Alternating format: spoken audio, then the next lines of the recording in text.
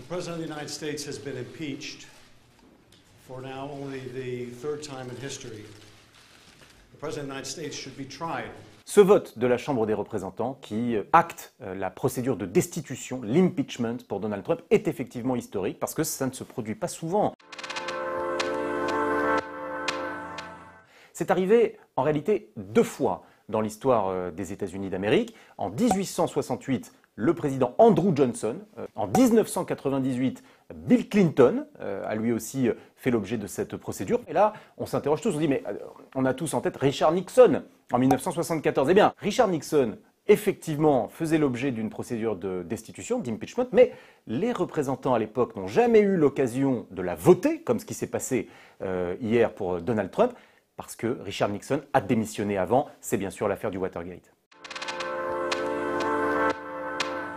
L'impeachment, en français, ça signifie destitution. C'est une procédure prévue par la Constitution des États-Unis d'Amérique et qui dispose qu'en cas de manquement grave, le Congrès, le Parlement, donc la Chambre des représentants puis le Sénat, peuvent, via cette procédure, pousser le président des États-Unis d'Amérique en exercice à quitter la Maison-Blanche.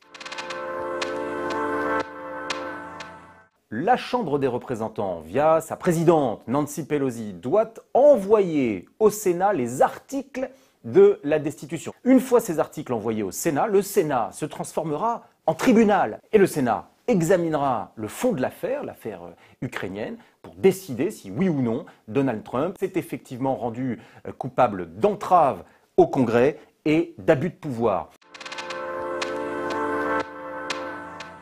Pour que le président des États-Unis en exercice soit destitué, il faut qu'une majorité des 2/3 des sénateurs le déclarent coupable. Cela veut dire 67 élus au Sénat qui disent Donald Trump est coupable. Cela a très peu de chances d'aboutir puisque les républicains sont majoritaires au Sénat. Donc même si les 45 démocrates et les 2 indépendants faisaient bloc pour déclarer Donald Trump coupable, il faudrait 20 sénateurs républicains en plus pour voter la destitution de Donald Trump. Et donc, c'est plus qu'improbable, voire quasiment impossible.